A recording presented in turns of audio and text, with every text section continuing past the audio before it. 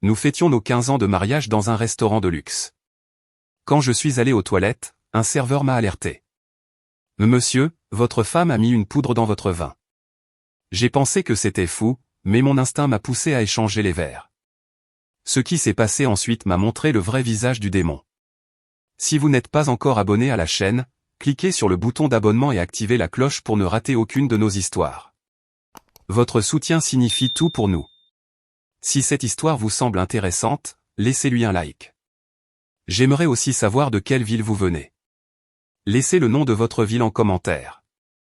Maintenant, je commence, le succès a un son bien à lui. C'est le tintement discret des verres en cristal taillé. Le frottement de la soie sur la laine d'un costume sur mesure. Et le bourdonnement constant de conversations qui valent des millions de pesos. Ce soir-là, ce son était la bande-son de ma vie, ou du moins, de la vie que je pensais avoir. Nous étions au sommet. Le restaurant flottait au-dessus de la mer de lumière de la ville de Mexico, comme une couronne de diamants. L'endroit parfait pour célébrer 15 ans de mariage. 15 ans de succès qui, vu d'en haut, semblaient solides et immenses comme l'horizon lui-même. Ma femme Isabella était radieuse. Elle portait une robe couleur vin rouge, moulante, sur un corps que le temps et la salle de sport avaient traité avec générosité. Son sourire, celui qui avait déjà charmé tant de clients et d'investisseurs, était parfaitement calculé pour l'occasion. Il brillait sous les lustres. Mais si on regardait bien comme j'avais commencé à le faire récemment, on remarquait que ce sourire ne touchait pas ses yeux.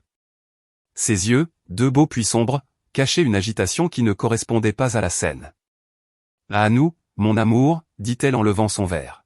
« Aux 15 prochaines années. »« À nous », ai-je répondu en faisant teinter mon verre contre le sien. Le cristal produisit une note claire et parfaite. Une mensonge sonore. J'ai pris une gorgée de mon vin, un cabernet qui coûtait plus que le salaire hebdomadaire de la plupart des gens, et j'ai laissé son goût complexe et robuste remplir ma bouche. Il aurait dû avoir le goût de la victoire, de la fête. Mais à la place, j'ai ressenti un arrière-goût amer. Un goût qui n'avait rien à voir avec le raisin. C'était le goût du doute. Dernièrement, tout semblait étrange, forcé. Il y avait une tension chez nous. Notre pentouse minimaliste, avec vue sur toute la ville, ne pouvait dissiper cette tension, malgré le marbre froid et les grandes baies vitrées. C'était dans les petits détails. Des appels qu'elle raccrochait brusquement quand j'entrais dans la pièce. Des relevés de cartes de crédit avec des dépenses excessives pour sa marque de « lifestyle ». Un business qui, selon elle, était sur le point de décoller. Mais qui, pour moi, ressemblait plutôt à un gouffre sans fond. Et ce regard. Le regard de quelqu'un qui calcule sans arrêt, qui évalue constamment. C'est juste le stress, me disais-je. Le stress de maintenir un empire. Ma société de conseil financier, Reyes y Associado, était ma fierté. Je l'avais bâtie à partir de rien, avec des nuits sans sommeil et une passion pour le risque que peu comprenaient. J'étais le stratège. L'homme qui voyait des schémas là où les autres ne voyaient que le chaos. Je gérais les fortunes des familles les plus puissantes du pays, et ma propre richesse était le reflet de ce génie. Ou du moins, c'est ce que j'aimais croire. Isabella jouait avec son téléphone, posé sur la nappe en lin égyptien. Ses doigts, longs et soignés, glissaient sur l'écran avec une familiarité qui me mettait mal à l'aise. Pas de jalousie envers un autre homme, mais envers ce monde secret dans lequel elle semblait habiter à travers ce petit rectangle de verre et de métal. « Tout va bien ?» ai-je demandé, essayant d'avoir une voix naturelle. Elle leva les yeux, clignant comme si elle sortait d'un rêve. « Tu disais quelque chose, chérie ?» Je demandais si tout allait bien. « Tu sembles distraite. » Elle rit. Un rire léger, bien entraîné. « Quelle bêtise !» Je répondais juste à une cliente. « Tu sais comment c'est, ça ne s'arrête jamais. »« Je suis ici avec toi, entièrement, » dit-elle en tendant la main sur la table et en posant la sienne sur la mienne. Sa peau était froide. Ses doigts s'entrelacèrent avec les miens. Mais mon esprit, de façon traîtresse, évoqua le souvenir d'une conversation avec mon frère Carlos il y a seulement quelques mois. Nous étions dans son garage, un endroit qui sentait l'huile, la sueur et le travail honnête. « Fais gaffe à ton portefeuille, frérot », m'avait-il dit en s'essuyant les mains pleines de graisse. Cette femme respire l'argent, mais pas celui qu'elle gagne. À ce moment-là, j'ai ressenti une pointe de colère. La colère du frère aîné et réussi, face à un petit frère, ouvrier, qui osait juger sa vie. J'ai pris ça pour de la jalousie. Pour l'incompréhension typique d'un gars qui ne pouvait pas comprendre notre monde. Mais maintenant, tout en haut de ce monde, ces paroles résonnaient dans ma tête avec une clarté terrifiante. J'ai détourné les yeux d'Isabella et j'ai observé les autres couples autour de nous. Des banquiers, des politiciens, des héritiers. Tous souriants, élégants, jouant exactement la même pièce que nous. La comédie du succès. Et pour la première fois depuis longtemps, je me suis senti comme un imposteur dans ma propre vie. Il y avait quelque chose de fondamentalement cassé dans le scénario. Une faille dans la structure qui menaçait de faire tomber tout le décor. Et moi, le grand stratège. Je n'avais pas la moindre idée de ce que c'était. Je vais aux toilettes. Je reviens tout de suite, dis-je. Cherchant à échapper à l'atmosphère étouffante de la table. Je me suis levé, réajustant le nœud de ma cravate. Pendant que je marchais dans la salle à manger luxueuse, je sentais les regards sur moi. Les salutations respectueuses du maître d'hôtel. Le hochement de tête d'un banquier à une table voisine. C'était la reconnaissance habituelle. Le tribut que le succès exige et reçoit. Mais ce soir-là, tout cela sonnait creux. Comme si on saluait un fantôme. Le couloir qui menait aux toilettes était recouvert de marbre sombre et de miroirs fumés. Qui me renvoyait une version sombre et déformée de moi-même. J'ai sorti mon téléphone de la poche, par réflexe plus que par besoin. L'écran s'est allumé avec une notification. Un message de Carlos. Mon cœur a battu plus vite. Fais attention ce soir, frérot. C'était tout. Aucun contexte. Aucune explication. Ma première réaction, comme toujours, fut l'agacement. Qu'est-ce qu'il savait? Quel droit avait-il de semer la paranoïa le soir de mon anniversaire de mariage? J'étais sur le point d'écrire une réponse cinglante ou quelque chose du genre « Mêle-toi de tes affaires ». Quand une vague de froid m'a parcouru le dos. C'était la même sensation qu'à la table. Celle que quelque chose n'allait pas. Que les pièces du puzzle ne collaient pas. J'ai effacé le message à moitié rédigé et rangé mon téléphone. Je suis entré dans les toilettes, un sanctuaire de silence et de granit poli. L'air sentait un mélange de savon de luxe et de désinfectant.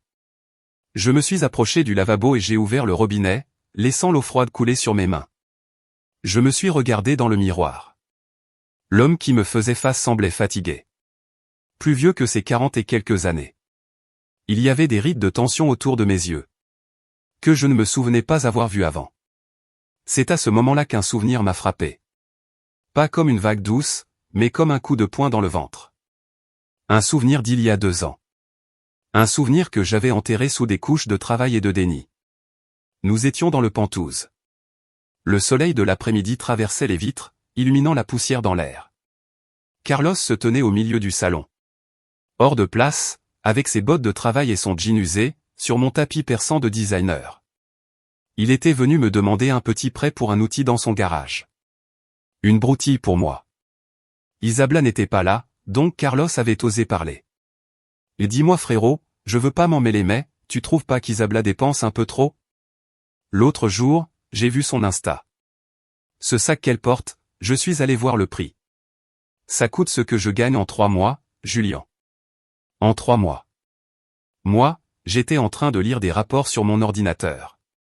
J'ai levé les yeux, l'air faussement patient. Carlos, je t'apprécie, vraiment. Mais à notre niveau, les choses sont différentes. Ce que toi tu vois comme une dépense, moi je le vois comme un investissement. Un investissement? Sérieux? Un investissement dans quoi? Dans le fait que les gens voient que tu jettes ton fric par les fenêtres. J'ai fermé mon ordi. Je me suis levé et j'ai posé une main sur son épaule. Geste qui se voulait rassurant. Mais que je réalise aujourd'hui était incroyablement condescendant. C'est un investissement dans notre image, Carlos. Dans la marque Reyes. Les familles qui me confient leur argent veulent un conseiller qui a l'air de réussir. Isabella fait partie de cette image. Elle est le visage de notre succès. Carlos a secoué la tête. Ses yeux étaient remplis d'une frustration que j'ai prise à l'époque pour de l'envie pure. Ce n'est pas ça le succès, Julien. Le succès, c'est ce que t'as là. Il a pointé ma tête. Puis il a mis la main sur sa poitrine. Et là. Pas ce que ta femme a sur le bras. J'ai soupiré. Le soupir d'un homme sage parlant à un enfant. Ne t'inquiète, frérot. T'es pas dans ce monde-là. C'est compliqué. Mais t'en fais pas. Et c'est là que j'ai prononcé les mots qui allaient me hanter pendant des années. Les mots qui ont scellé ma cécité dans un seau d'arrogance. Je contrôle, Carlos. Il n'a rien répondu. Je lui ai donné l'argent pour son outil. Il m'a remercié avec une froideur qui m'a blessé. Et il est parti. Ce jour-là, quelque chose s'est cassé entre nous. On ne s'est pas coupé la parole. Mais la confiance, la complicité fraternelle, s'était évaporée. Lui est devenu le petit frère pauvre qui ne comprend rien. Et moi, le grand frère riche qui n'écoute personne. L'eau coulait toujours sur mes mains dans les toilettes du sommet. J'ai fermé le robinet. Le visage dans le miroir me regardait avec accusation. Je contrôle? Quelle blague! Quel mensonge monumental! J'avais peut-être contrôlé les marchés, les investissements, les crises de mes clients. Mais je ne savais même pas ce qui se passait dans ma propre maison, à ma propre table, dans ma propre vie. Le message de Carlos ne me paraissait plus être une intrusion. C'était devenu un dernier appel désespéré, un avertissement. Je me suis séché les mains. La serviette en lin rêche m'a ramené à la réalité. Mon cœur battait fort, de manière irrégulière. Il fallait que je retourne à cette table. Il fallait que je regarde à nouveau le sourire de ma femme. Mais maintenant, tout mon corps était en alerte maximale. Le stratège en moi, celui qui dormait quand il s'agissait de sentiments, était enfin en train de se réveiller. Et son premier réflexe n'était ni l'amour, ni la confiance. C'était la survie. Je suis sorti des toilettes avec une clarté nouvelle et terrifiante. Le couloir de marbre et de miroir ne me semblait plus luxueux, mais froid, carcéral. Chaque reflet me montrait un homme différent. Un homme apeuré, un homme furieux, un homme naïf. Je marchais vers ma table, mais j'avais l'impression d'avancer sur un champ de mine. Chaque pas était calculé, chaque respiration maîtrisée. Le spectacle devait continuer. Mais maintenant, l'acteur principal savait que le décor pouvait tuer. C'est à mi-chemin, dans une partie moins éclairée du couloir, que ça s'est produit. Une silhouette est apparue à côté de moi, se déplaçant avec la discrétion de ceux qui savent rester invisibles dans ce genre d'endroit. C'était un des serveurs. Pas le nôtre, un autre. Jeune, mince, pommade, yeux sombres et très sérieux. Ses yeux semblaient trop vieux pour son visage. « Monsieur Reyes », dit-il dans un murmure à peine audible au-dessus de la musique de jazz ambiante. Je me suis arrêté, surpris. « Oui. » Le jeune homme regarda nerveusement autour de lui. Vers l'entrée de la salle principale, puis revint vers moi. Ses mains, qui tenaient une serviette en tissu plié, tremblaient légèrement. « Pardon de vous déranger, monsieur. Je m'appelle Matteo. » J'ai hoché la tête. Mon esprit tournait à 1000 à l'heure. Que voulait-il? Une plainte? Une demande? Une faveur? Vous ne vous souvenez sûrement pas de moi. Et c'est normal. Ces mots sortaient vite, comme s'il avait peur qu'on l'interrompe. Mais il y a 3 ans, mon oncle avait une petite entreprise de fabrication à Iztapalapa. Il allait faire faillite. Et vous, à travers l'un de vos clients ou une société d'investissement, vous avez recommandé de réorganiser sa dette. Vous lui avez sauvé l'entreprise. Vous avez sauvé notre patrimoine familial. Je clignais des yeux, tentant de comprendre. Je me souvenais vaguement de ce dossier. Un petit dossier parmi 300. Une décision stratégique que j'avais prise un après-midi. Pour moi, c'était une note de bas de page dans un rapport trimestriel. Pour lui, c'était tout. Je vous dois une dette, monsieur. Ma famille vous doit beaucoup. Et c'est pour ça que je dois vous dire quelque chose. J'ai senti l'air s'épaissir autour de moi. Le bruit du restaurant est devenu lointain, un souffle blanc. Me dire quoi? Ma propre voix me semblait lointaine, creuse. Matteo se pencha un peu plus près. Son souffle sentait le café. J'ai vu votre femme. Quand vous êtes allé aux toilettes, je l'ai regardée. Elle a sorti un petit sachet de son sac. Elle a regardé autour d'elle, puis a versé une poudre blanche dans votre verre de vin. Dans le vôtre, monsieur. Pas dans le sien. Le monde s'est arrêté. Littéralement. La musique. Les voix. Le tintement découvert. Tout s'est figé, suspendu dans un silence total. La phrase de Matteo flottait entre nous, lourde, impossible. Une poudre blanche dans mon verre de vin. Ma première réaction a été le refus. Un rejet violent. Instinctif. C'était absurde. Une scène de film mauvais. Pas quelque chose qui pourrait arriver dans ma vie. Pas à mon niveau. Pas avec ma femme, Isabella. Tu dois te tromper, ai-je dit, même si les mots m'écorchaient la bouche. Peut-être que c'était du sucre. Un édulcorant? Matteo secoua la tête. Ses yeux noirs ne montraient aucun doute. Ils étaient calmes, fermes, sérieux. Non monsieur. Je connais le sucre. Je connais les édulcorants. C'était autre chose. C'était rapide. Discret. Comme si elle faisait quelque chose de mal. Comme si elle ne voulait absolument pas être vue. Moi, j'étais en train de débarrasser une table derrière une colonne. Elle ne m'a pas vu. S'il vous plaît monsieur. Faites attention. Mon esprit, le moteur analytique qui m'avait rendu riche, s'est mis en marche avec une froideur implacable. Il a mis de côté l'émotion. Il a écarté le choc. Et il a commencé à analyser les faits. Fait 1, mon frère, mon sang, m'envoie une alerte, fais attention ce soir. Fait 2, mon instinct me dit que le sourire de ma femme est un masque. Fait 3, un témoin direct, un jeune homme avec une dette de gratitude personnelle envers moi, me donne une alerte précise, détaillée et terrifiante. La conclusion s'imposait, aussi monstrueuse soit-elle. Un fait, c'est un hasard. 2, c'est un soupçon.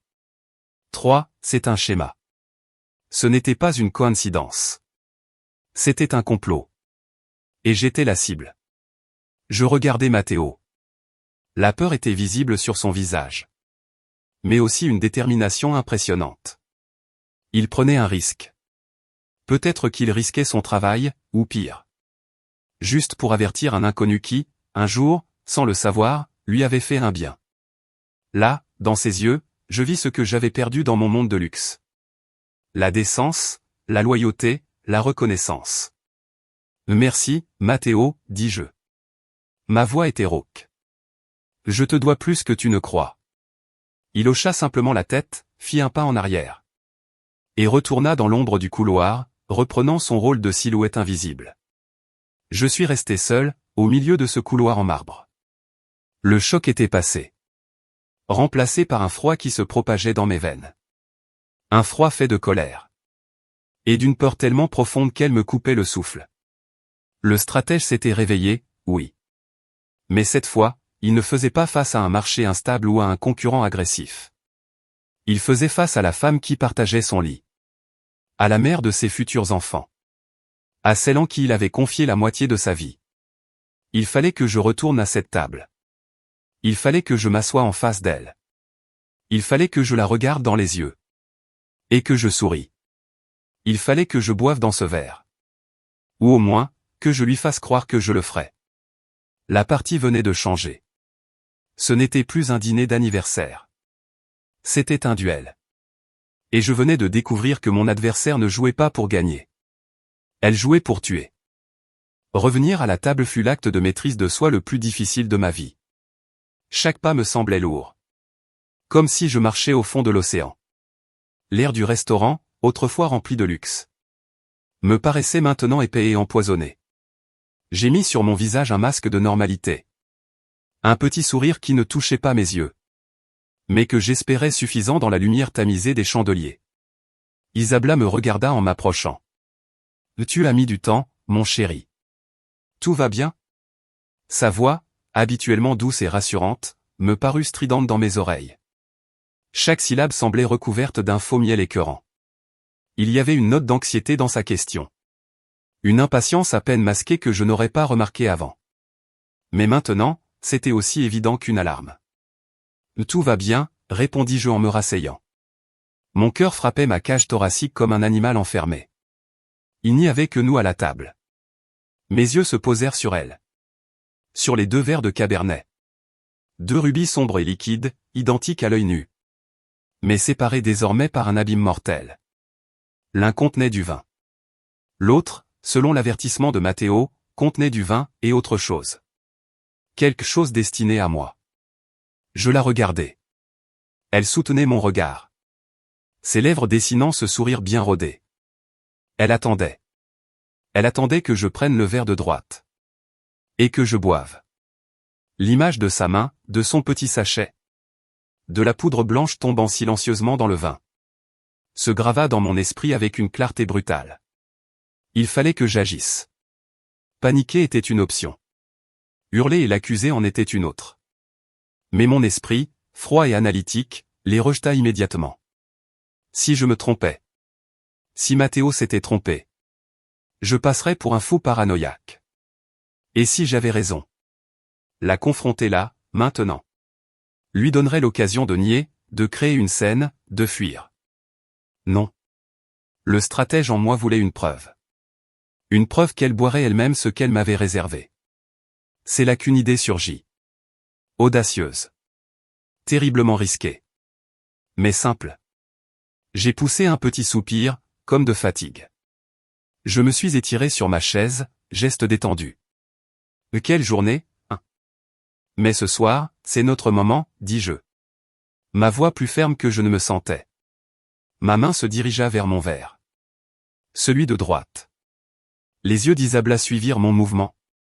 Et je vis un éclat imperceptible d'anticipation dans son regard. Mon cœur fit un bond. C'était vrai. Elle attendait que je boive. Et alors, j'ai exécuté mon plan. Je fis semblant de faire un petit geste maladroit.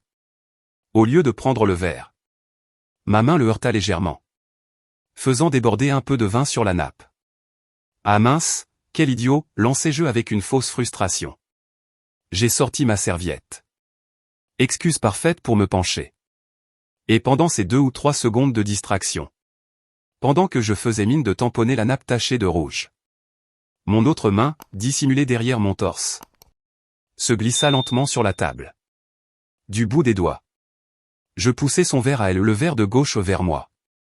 Et je fis glisser le mien, celui qui était piégé vers elle. Un mouvement rapide. Fluide. Silencieux. Un tour de magie né du désespoir. Quand je me redressai, les verres avaient été échangés. Maintenant, la boisson mortelle était devant elle. Mon cœur battait tellement fort. Que je pensais qu'on allait l'entendre. Bon, pas grave. Un toast, c'est un toast. Je levai mon nouveau verre. Celui que je savais sain. Je le portai à mes lèvres. Mais je ne bus pas. Je le tins simplement. À nous, mon amour. À encore 15 ans. Et à tout ce qui nous attend. Isabella, qui avait regardé ma maladresse avec un mélange d'agacement et de soulagement. Sourit alors pour de vrai. C'était le sourire du triomphe. Mission accomplie. Elle vit mon verre dans ma main, prêt à être bu. Elle ne remarqua pas l'échange. À nous, dit-elle. Sa voix était remplie d'une émotion. Que je comprenais maintenant être du soulagement. Elle leva son verre. Celui qui m'était destiné. Et sans hésitation, elle but. Pas une gorgée. Un grand trait. Comme si elle avait très soif. Je vis sa gorge bouger pendant qu'elle avalait. Elle reposa son verre avec un petit bruit sec. Elle s'essuya les lèvres avec sa serviette. Et se cala dans son fauteuil, détendu. Mission accomplie. J'attendis. Le monde continua de tourner. La musique de jazz jouait toujours. Un homme à la table voisine éclata de rire. Rien. 1 minute passa. 2. 5. Isabella me regardait, curieuse peut-être de savoir pourquoi je ne buvais pas. Je commençais à douter. Et si Mathéo s'était trompé? Et si tout ça n'était que dans ma tête? Je me sentais idiot. Un imbécile jaloux, parano, qui venait peut-être de gâcher son propre anniversaire. J'étais sur le point de m'excuser. De trouver une excuse pour tout effacer. Quand je le vis. Je le vis. Un petit tremblement dans sa main. Ensuite, elle cligna des yeux plusieurs fois. Comme si les lumières du lustre lui faisaient soudain mal aux yeux. Tu te sens bien, lui demandai-je. Ma voix était un fil mince, presque un souffle. Elle fronça les sourcils. Oui, bien sûr. Juste un peu étourdi. Ça doit être le vin. Il est plus fort que je ne pensais. Elle essaya de reprendre son verre. Mais sa main hésita. Ses mots commencèrent à ralentir. Juste assez pour qu'on le remarque. Peut-être que j'ai besoin d'un peu d'air. Son visage avait perdu toute couleur. Une fine couche de sueur brillait sur son front. Elle porta une main à sa tempe. Ses yeux se floutèrent. Et alors, avec un gémissement étouffé, son corps se relâcha. Elle perdit toute force. Elle s'écroula vers l'avant. Sa tête heurta la table dans un bruit sourd. Son bras balaya son verre. Celui qui était piégé. Et le vin rouge se renversa sur la nappe blanche. Comme une hémorragie. Le stratège avait gagné. Mais la victoire avait le goût de la cendre. Le chaos fut immédiat. Le murmure raffiné du sommet s'effondra, remplacé par des cris étouffés. Des chaises qui raclent. Le début de panique des clients. Ma première réaction fut la paralysie. Voir Isabella, ma femme, affalée sur la table. Le vin étalé autour d'elle comme une scène de crime. Était tellement surréaliste que mon cerveau refusait de le croire. Isabella, ai-je crié. Ma voix me parut étrangère, comme si elle venait de quelqu'un d'autre. Je me suis levé d'un bond. Ma chaise tombant en arrière dans un fracas. Les serveurs ont réagi les premiers. Le maître d'hôtel, habituellement impassible, courut vers notre table, le visage tordu par l'inquiétude professionnelle. Appelez une ambulance. Immédiatement, ordonnai-je. Ma voix avait retrouvé un ton d'autorité. Né non pas du calme, mais de la panique. Je me suis penché sur Isabella. Elle était inconsciente. Sa respiration était rapide et superficielle. Sa peau était froide et moite. Tout son visage avait perdu sa couleur. Elle n'était plus qu'une poupée de cire. Une copie sans vie de la femme vibrante qu'elle était quelques minutes plus tôt. Je la regardais. Et malgré la trahison, malgré le poison qui m'était destiné, je ressentis une pointe de pitié. Ou peut-être juste de l'horreur pure. Les ambulanciers arrivèrent vite. Brutalement efficaces, même dans le luxe du restaurant. Ils la mirent sur un brancard. Lui posèrent un masque à oxygène. Lui branchèrent des perfusions. Je les suivis comme un robot. Répondant à leurs questions par des « oui » ou « non ». Non, pas d'allergie connue. Non, pas de médicaments. Oui, nous avons bu du vin. Juste du vin. Dans l'ambulance, le bruit de la sirène me transperçait les oreilles. Je regardais son visage inconscient. Les reflets rouges et bleus dansaient sur sa peau pâle. La trahison était un nœud glacé dans mon estomac. Mais au-dessus, il y avait un tourbillon de peur et d'incertitude. Et maintenant, que va-t-il se passer?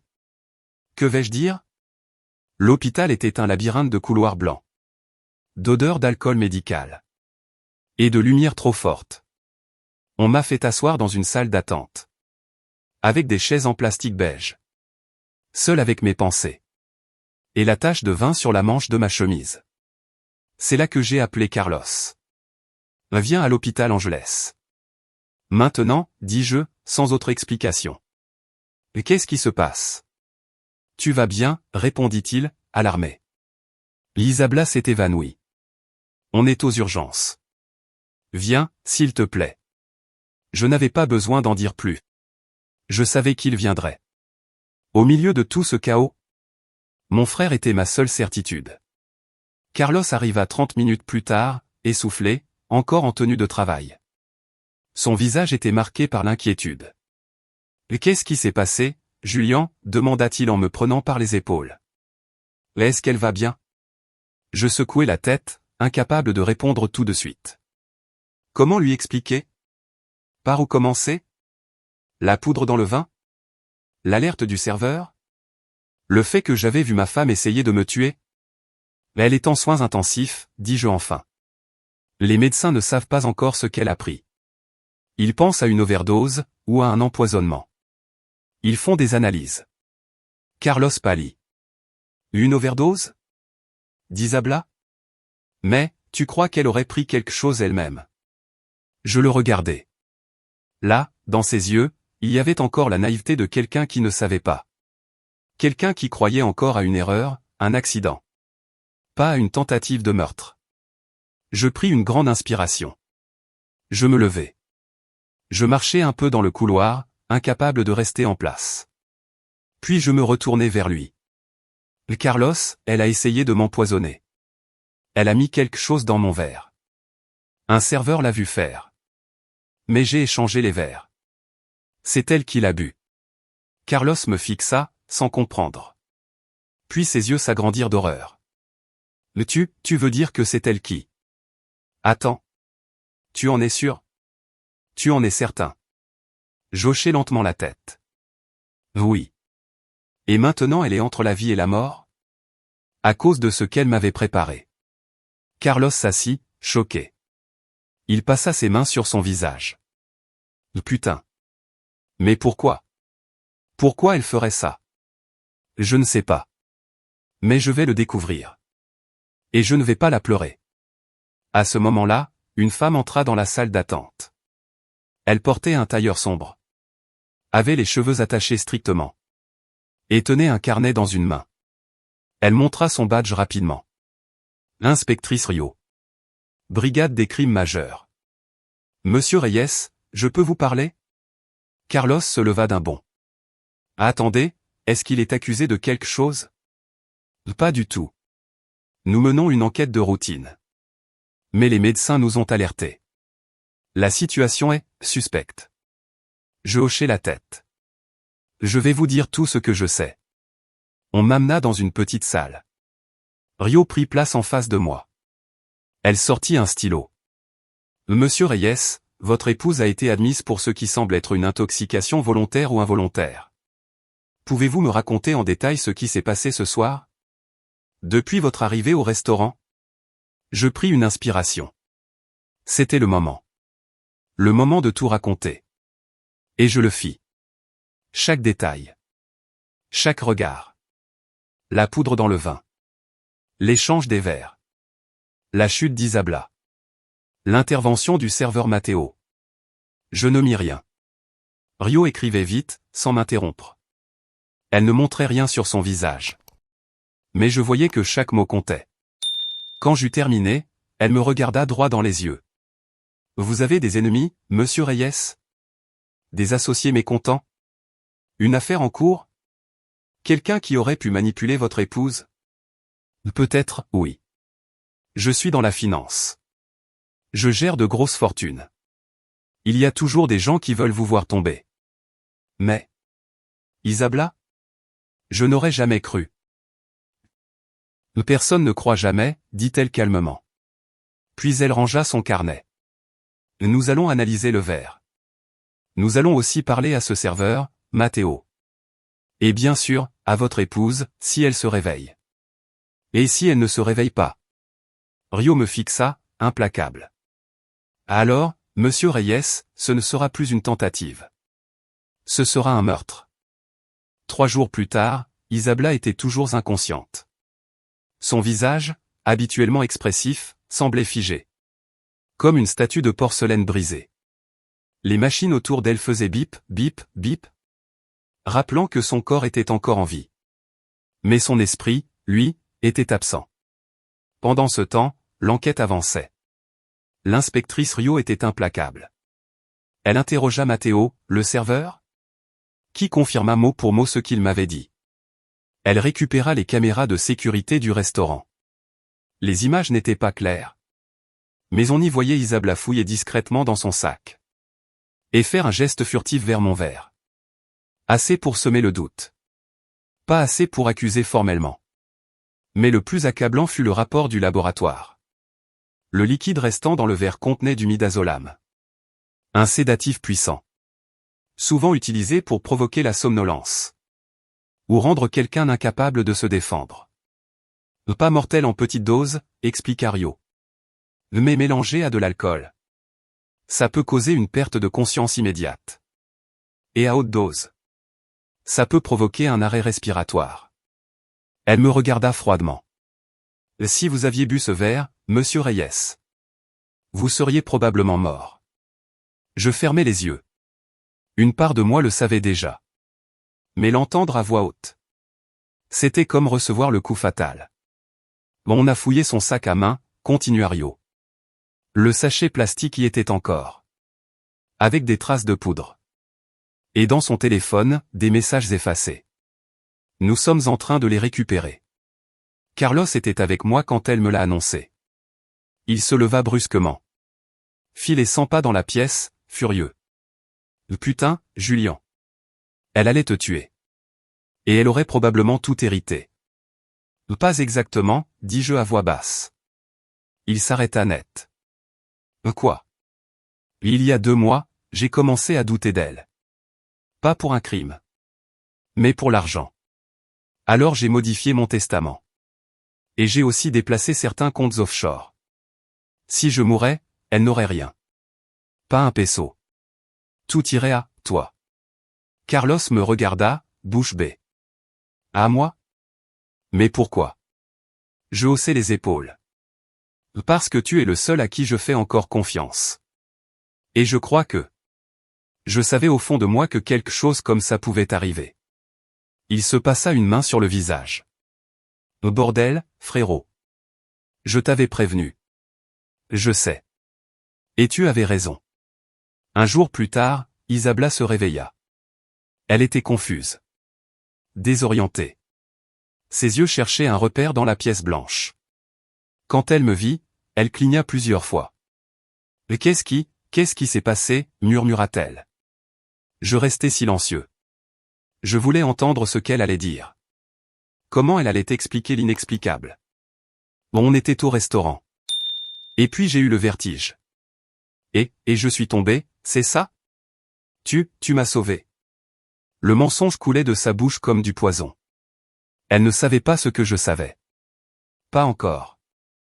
Tu es tombé, oui, répondis-je froidement. Mais je ne t'ai pas sauvé. Tu t'es empoisonnée toute seule. Le verre que tu avais, était pour moi. Je l'ai échangé. Tu m'avais prévu une belle fin de soirée, hein? Ses yeux s'agrandirent. Son masque se fissura. Elle ouvrit la bouche. Puis la referma. 2 fois. 3. Comme un poisson hors de l'eau. Je vis dans ses yeux la panique. La peur. Et l'échec. Je t'aimais, murmura-t-elle. C'est pas ce que tu crois. Je voulais juste que tu dormes. Qu'on parte loin. Tu mens. Et tu sais que c'est fini. Rio va venir te parler. Tu ferais mieux d'avoir une vraie version. Parce que celle-là, elle ne tiendra pas. Je me levai. Au revoir, Isabella. Je te laisse à tes souvenirs. Et à la justice. Elle hurla mon nom quand je sortis de la chambre. Mais je ne me retournai pas. Le procès, les révélations et le nouveau départ de Julian. Le procès d'Isabella commença 6 mois plus tard. Entre-temps, elle avait été arrêtée officiellement dès sa sortie de l'hôpital. Libérée sous caution. Elle vivait dans un appartement surveillé. Interdite de quitter la ville. Son visage avait disparu des magazines. Ses contrats publicitaires s'étaient tous envolés. La reine des apparences avait perdu sa couronne. L'affaire avait fait la une des journaux. Un conseiller financier de haut niveau, empoisonné par sa propre femme. Un couple doré brisé par la trahison. Du champagne à l'arsenic. Les journalistes adoraient ça. Mais moi, je restais silencieux. Je ne donnais pas d'interview. Pas un mot à la presse. Je voulais que la vérité parle toute seule. Rio fit un travail remarquable. Matteo témoigna. Le laboratoire confirma la présence du midazolam dans le verre. Les messages récupérés dans le téléphone d'Isabella montrèrent qu'elle avait contacté un ancien camarade de fac devenu pharmacien. Et qu'elle lui avait demandé un somnifère très discret et efficace. Ses excuses ne tenaient plus. Ses avocats parlèrent de troubles anxieux. De peur d'être quitté. De crise passagère. Mais le jury ne fut pas dupe. Tentative de meurtre. Avec préméditation. Et surtout, un mobile financier. Le testament modifié.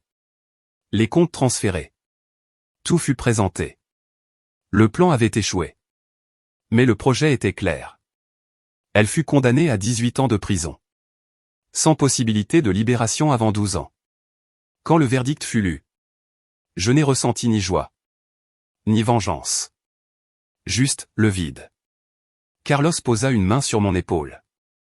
Tu as survécu, frérot. C'est tout ce qui compte. Je hochai la tête. Mais au fond, je n'étais pas certain. 1 an a passé. Je vis maintenant dans une maison plus simple. Près de la mer. Loin du bruit. Loin du pouvoir. Loin des apparences. J'ai vendu la moitié de mes parts dans ma société. L'autre moitié, je l'ai confiée à un gestionnaire. Je fais du conseil, à distance. Moins d'argent, mais plus de paix. Carlos vient souvent me voir. Il m'a aidé à repeindre la terrasse. À réparer le vieux bateau qui traîne dans le jardin. On ne parle pas beaucoup d'elle.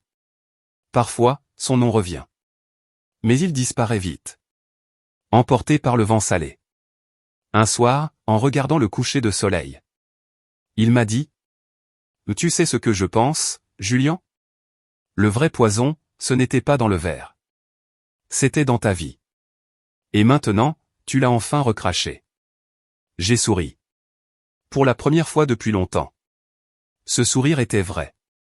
Je ne sais pas ce que l'avenir me réserve. Mais je sais ceci. J'ai été trahi, oui. Mais je me suis relevé. Et surtout, j'ai appris à ne plus confondre l'amour avec le luxe. Épilogue 2 ans plus tard. Le soleil du matin frappe doucement les grandes vitres de ma maison. La mer brille en silence. Et les mouettes crient au loin. Comme si elles voulaient me rappeler que je suis encore là. Encore en vie. Je bois mon café sans sucre. Assis sur la terrasse en bois que j'ai construite moi-même. Le vent joue dans mes cheveux. La vie est simple maintenant. Et j'ai appris à aimer cette simplicité. Mon téléphone vibre. Un message de Carlos. Tu viens au marché ? Les mangues sont parfaites aujourd'hui. Je souris. Je tape, j'arrive. Quand je descends les escaliers de la maison. Je passe devant le vieux coffre que j'ai gardé dans le salon. À l'intérieur, il y a les restes de mon ancienne vie. Des coupures de presse. La photo du procès. La lettre du tribunal. Et un petit sachet plastique vide. Celui qu'Isabella avait utilisé. Je ne l'ai pas gardé par vengeance.